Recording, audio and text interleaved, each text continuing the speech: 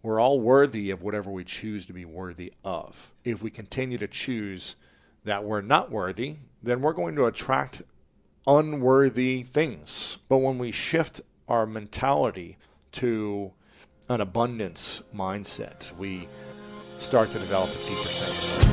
Welcome to the School of Greatness. My name is Lewis Howes, former pro athlete turned lifestyle entrepreneur. And each week we bring you an inspiring person or message to help you discover how to unlock your inner greatness.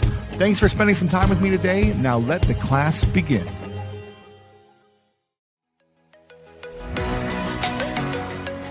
This is my personal mindset hacks for high performance. And so I wanted to do a full episode on my mindset hacks and really what I do to think differently than what the norms have been taught in society for me or for my peers growing up. And a lot of this is luck. My parents taught me a lot of these things early on, which, once you learn something from your parents, something needs to shift inside of you in order to change that belief over time. Something needs to not work. Something needs to have a breakdown. You need to suffer in order for that way of thinking or that mindset to shift into looking for a different question, looking for a different way, looking for another process in your life. And so I put together a list of 6 different things that I think about differently, either now and I used to not think this way, or have always been thinking this way. But these things are kind of contradictory to what most people might think you should be doing in this part of your life. So I wanted to talk about these 6 things. Again, the things you should be thinking about differently and applying differently to your life to get much greater results and much higher performance in your life. So these are the mindset hacks that I personally use for my life. The first one is health as a lifestyle. Now, I grew up, eating a lot of crap. I mean, I'm just going to be honest. I ate a ton of sugar. I ate a ton of junk, fried foods. We'd have like 8 cans of Coke or Pepsi or Sprite every single day and thought it was actually hydrating us. I just didn't know any better. I was eating pasta and chicken fingers and pizza every single day. And tons of milk. I mean, I was having 8 glasses of milk probably as well half the time growing up. I used to have a 5-gallon commercial metal milk dispenser in my bedroom, believe it or not, for a year. I was living as a boarding student in St. Louis, Missouri at a private school. And in the dorm room, I asked them if they could put a container of refrigerated milk, a 5-gallon bag we'd fill up every single week and just crush that thing every single day, just pulling it down like you're in the lunchroom. And I was always like, well, I'm just going to burn all this off. I'm healthy. I'm skinny. Like nothing is affecting me. I'll be fine. Until I could hardly ever breathe. I was always out of breath. I had a stuffy nose constantly. I always had inflammation and pain in my joints. And I wondered why. And it wasn't until later in my life when I discovered information about nutrition in the body and really decided that I needed to shift things. I stopped playing professional football, got injured, and I gained about 35, 40 pounds. And I could notice it. I was chubby in my cheeks, my face, and I started to really feel the effects. I remember one day I looked down and my underwear was rolled over, like it folded over because my belly was pushing out so much that my underwear had rolls. And I remember at that moment I was like, I need to shift this. Like something that I thought about growing up and the way I've been living my life around this idea of my mindset isn't working anymore. So let me find a new way to shift it. And I really think about health as a lifestyle now, not as like a diet or like I can do what I want sometimes and then change what I want another time. It's really about a lifestyle. And health is either hurting us or helping us achieve the life we want. And everything comes down to if we're healthy or not. Nothing else really matters if we're sick. Think about it. If you've been on your bed for a week or on your couch for a week, you missed work, you missed school, you can't go do any activities, you can't be around your loved ones because you're sick, you're coughing, you're in pain, you can't move. You'll do anything to get over the sickness, to get over the pain.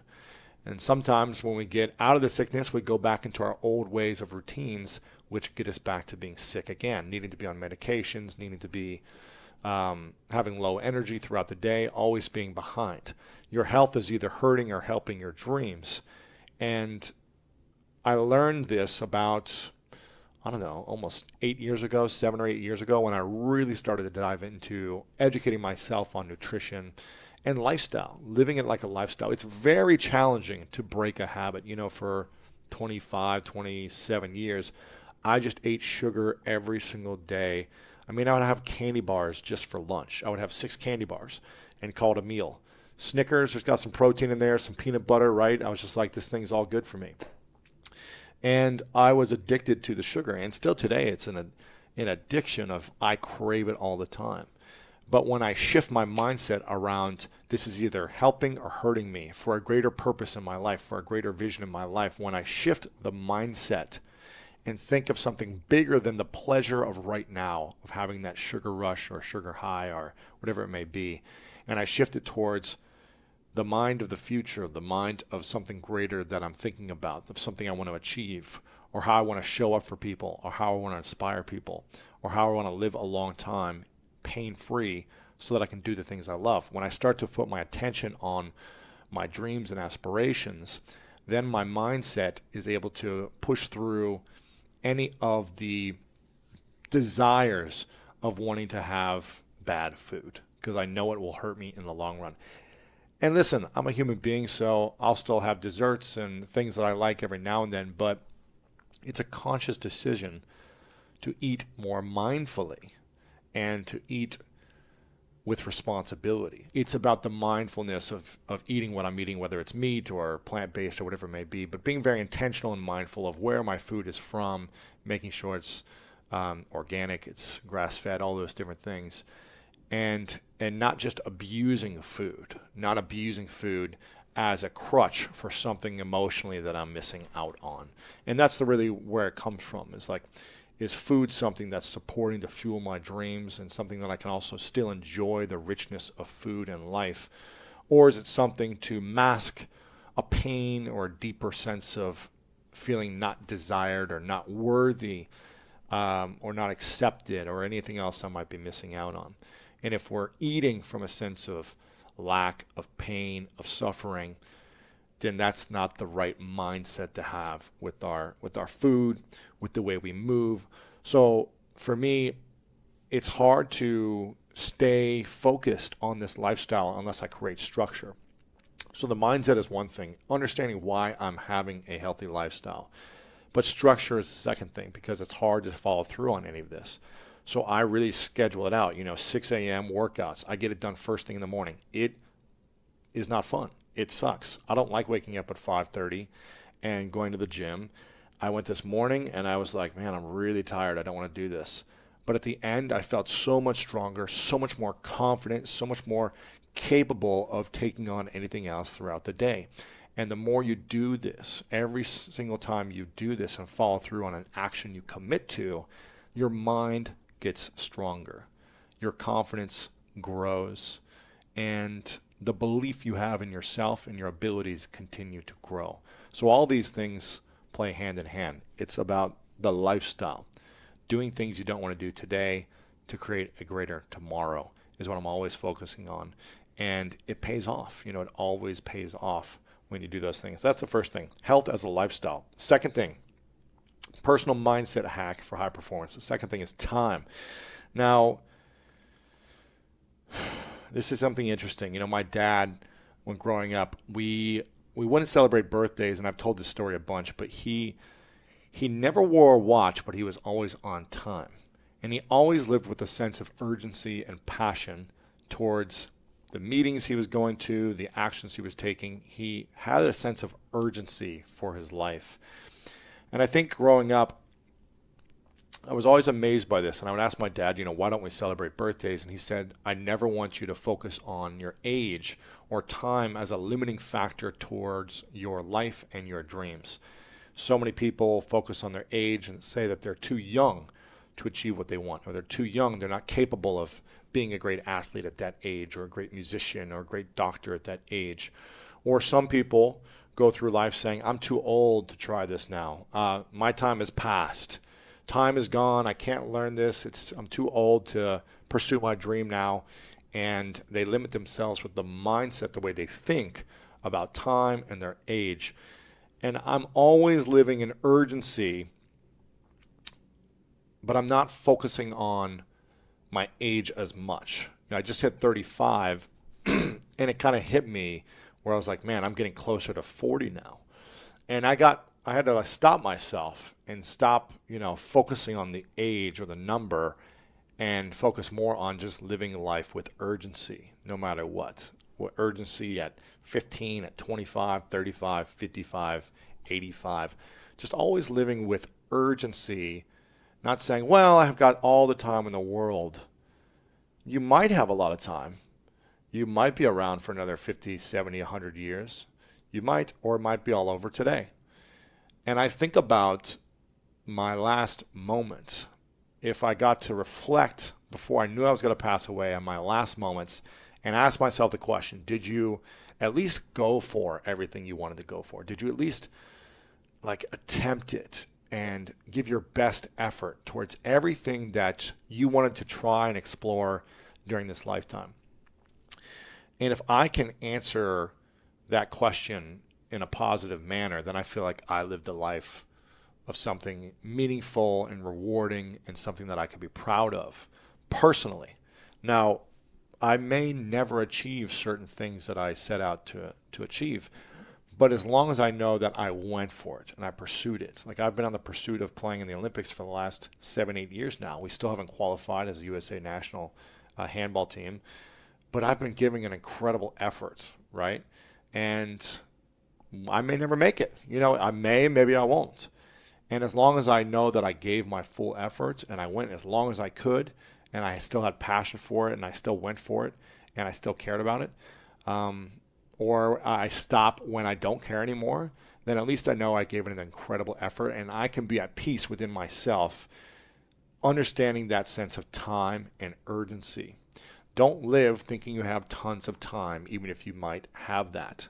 Live with a sense of urgency and make the most of the time right now.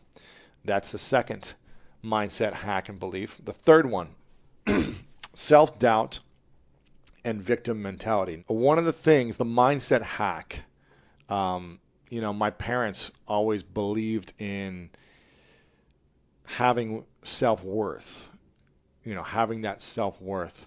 And the more self-worth you have or create for yourself, the more you'll believe that you are deserving of having financial abundance, that you're deserving of having the relationship of your dreams, of deserving of having the career you want, things like that. Whereas some people I'll hear will say, well, I don't know if I'm worthy of having the relationship that I want, or I'm worthy of having that job, or I'm worthy of certain things, or of the health that I want. We're all worthy of whatever we choose to be worthy of. And if we continue to choose that we're not worthy, then we're going to attract unworthy things or feelings or thoughts. But when we shift our mentality to unlimited possibilities, to an abundance mindset, and say, I am worthy by the actions I take, the things I follow up on, how I treat other people, by the skills I'm learning, by what I'm mastering, by the time that I put into things.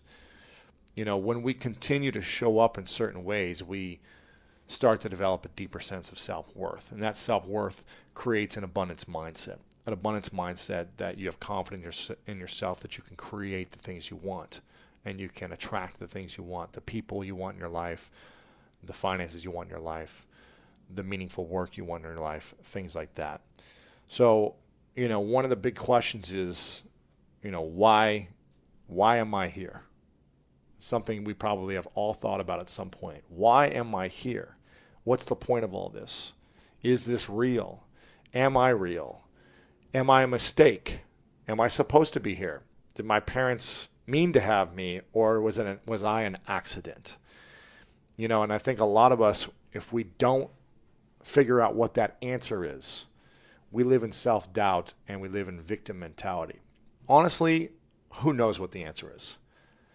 Maybe we're all just a part of some big dream, right? Who knows what the answer is? But I believe it's our duty to interpret and create a story around what our own answer is and discover that for ourselves. And when you can get clear on your answer for why you're here and own it and be responsible for that story, then I believe you can move through life and choose to feel, think, act in different ways. And those ways create different results for your life. So self-doubt and victim mentality, there's no room for self-doubt and a victim mentality. You may be feeling like I'm not ready to do something, like I'm doubting myself in this sport or this activity or on a job interview, whatever it may be. You may be doubting yourself for a few moments and saying, well, I'm going to give my best, is different than just saying like, I'm unworthy. You can always doubt and still give your best and go in with your best foot forward no matter what. You're always going to have some type of nerves or fear or something whenever you get out of your comfort zone. And that's natural. That's okay. But never say that I'm unworthy. Never say that you're not worthy of something, because you'll constantly attract things that reaffirm that feeling. You may not achieve everything because you just may not be ready for it, or you may not be prepared, but don't have a sense of I'm unworthy. That's huge. And when you can shift that, then you can just get out of that rut of victim mentality. The fourth thing I want to talk about is work and dreams.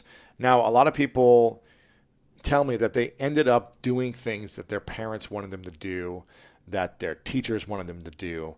And if they didn't love it, they ended up feeling resentful, lost, stuck, and like they spent their whole year, got into debt, learning all these things, went to class for years, learning all these things that they really didn't find meaningful. They may have brought them some protection, some safety, some financial security, something else. It may have brought you something else. But I'm always thinking about working, finding meaningful work first. Find things that are meaningful work for you, or work on something that brings you closer to meaningful work. If you've never heard of sitting disease, you may want to sit down for this, or rather stand up, because in the US, millions of people spend their entire day seated at a desk, and studies have shown that prolonged sitting is associated with an increased risk for obesity, diabetes, and other chronic illnesses. And protecting your health can be as simple as pushing a button on an E7 Pro Plus standing desk from FlexiSpot. The E7 from FlexiSpot is made to meet your individual needs, adjusting to your height, whether seated or standing. Alternating between sitting and standing works to relieve stiffness and pain, and it's a game changer for myself. Plus, it's sturdy and expertly crafted from automotive-grade carbon steel, able to support up to 355 pounds without wobble when adjusting heights. FlexiSpot even offers an industry-leading 15-year warranty on the E7. FlexiSpot has the electronic desk game down to a science. And what I like most about the E7 standing desk is the minimalistic design. And I have the bamboo top with white legs, and it looks super clean. My desk sits in the center of my office, and the various attachments from FlexiSpot provide the perfect cable management. It's super nice, and it looks very clean. Do yourself a favor and get rid of that old particle board desk and get yourself the E7 from FlexiSpot. Right now, FlexiSpot is offering a huge $80 off their E7 Pro Plus standing desk with code GREATNESS. So go to flexispot.com today and use code GREATNESS to get $80 off their E7 Pro Plus standing desk. That's FLEXISPOT.com. Use code GREATNESS for $80 off. Go to flexispot.com today. Now, you may not be able to do exactly what you want based on, if you're just getting out of college, or if you're in high school or a certain age or whatever it may be. If you don't have the skill set of something, you may not be able to be where you want to be. in your career at this moment. But you can take a step of working towards something that brings you meaningful work. You can work and master skills on those things. You can work somewhere at a job that maybe you don't like, but you're also learning something there that you know you're going to take at a certain place to the next step. And that's what the key is. Like focusing on, okay, I'm going to sacrifice today for a greater tomorrow. At least I'm working on something that's going to bring me more meaningful work in the future. And that's really the key, as opposed to just saying, well, I'm stuck here. I have to work here because I did a degree for 4 years. And now this is what I've got to do for the rest of my life. And I'm just going to be miserable and I just have to suck it up. No, you either choose to be happy with your work or choose that this work is a stepping stone to bring you a more meaningful experience with the work you're doing in the future. And I see too many people wrapped up in the saying that I don't like what I'm doing. I wish I was doing something different. I hate my job. I hate my work. My parents forced me to do this. My teachers told me I should do this. Don't live for what other people encourage or pressure you to do. This is your life. Live for what brings you meaningful work. Now, number 5 is people. Now, I see people constantly connecting with other individuals to try to gain something. And that mentality, that mindset never works out in the long run. People always feel used, taken advantage of, and they feel like you don't have your best interest in mind.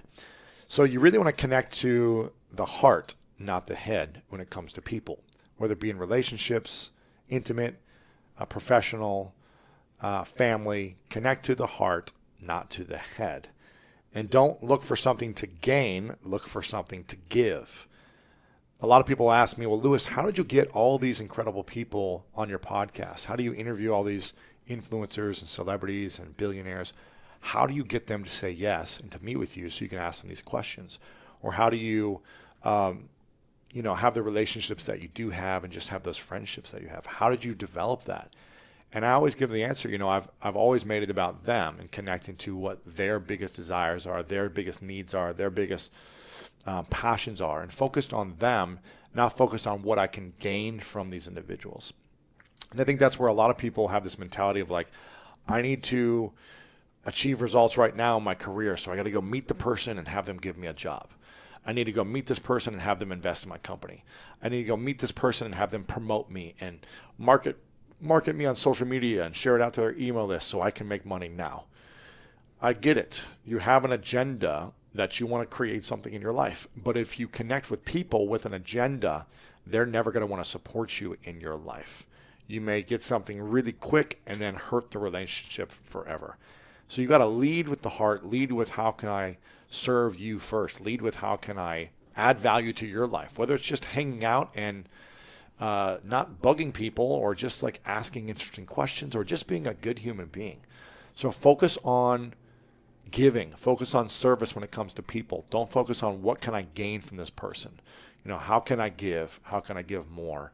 And that will go a long way. Adam Grant has a book called Give and Take, where there's a whole science behind developing relationships. And you don't want to just always give, and let someone take advantage of you or abuse you or anything like that. There's some give and take in all types of relationships. But when I focus on giving and service first, it almost always comes back around where someone wants to help me at something. It might be right away or in 5 years. And that mentality really pays off. And switching that mentality will go a long way. So with people, focus on giving, not what you can gain. Focus on connecting to the heart, not to the head. And find clarity in the types of people you want to surround yourself with. Just because you grew up with a certain group of people doesn't mean you need to grow up with a certain type of people.